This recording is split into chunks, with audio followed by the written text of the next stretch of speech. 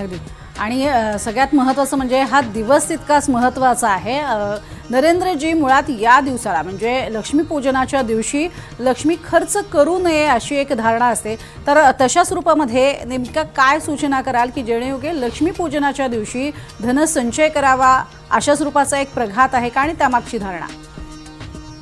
नक्कीच आहे, कारण दिवाळी जी आहे ही आपले लक्ष्मीची उपासना पूजन करण्याचा एक महत्वाचा कालखंड मानण्यात येतो आणि लक्ष्मी आपल्याकडे यावी आणि ती टिकून राहावी.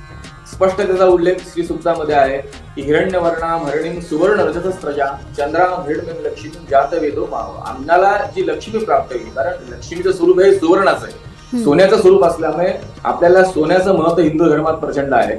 सोनं खरेदी म्हणजे ती आपल्याला एक प्रकारची लक्ष्मीचं आगमन आपल्या घरात आलं आपण असं समजतो. म्हणून दिवाळीमध्ये लक्ष्मीच्या असणाऱ्या एक प्रकारच्या आपण जे काही पूजन करतो त्याच्यात सोन्याच्या पूजेचं महत्व सांगितले, सुवर्ण लक्ष्मीचं पूजन सांगितले, अष्टलक्ष्मीचे जे प्रकार आहेत त्यामध्ये.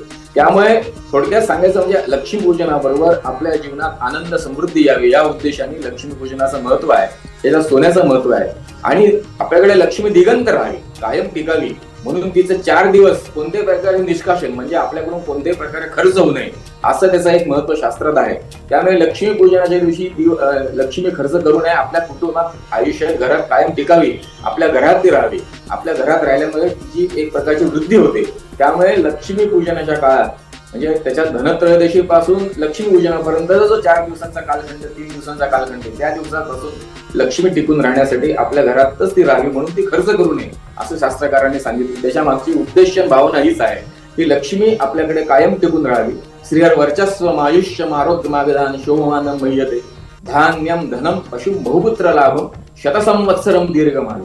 म्हणजे आम्हाला 100 वर्ष आयुष्य एकदम उत्तम प्रकारचं मिळो, आमच्या घरात उत्तम प्रकारे आनंददायी लक्ष्मी कायम टिको असं शास्त्रकारांनी सांगितले. आणि ती कमीत कमी आता वर्षभर आपण व्यवहार असल्यामुळे ते आपण खर्च करणं किंवा व्यावहारिक दृष्टीने वापरणं आवश्यक असतं, परंतु कमीत कमी हे 3 दिवस धनत्रयोदशी पासून लक्ष्मी पूजनापर्यंत 3 दिवस लक्ष्मीचा खर्च करू नये असं शास्त्रकार सांगतात. त्यामुळे आपल्या घरात ती स्थिर राहते, कायम टिकते आणि चिरंतन आपल्याला आपल्या कुटुंबियांना आपल्या पुढील पिढ्यांसाठी ही आपल्या कुटुंबात ती राहते असं शास्त्रकार सांगतात. म्हणून त्याचं महत्व या श्रीसूक्तात आलेले आहे, त्या उद्देशाने याचं महत्व आहे. त्यामुळे 3 दिवस लक्ष्मी ही आपल्या घरात टिकावी म्हणून खर्च करू नये हा त्याचा मागचा एक भाग शास्त्रकारांनी सांगितला.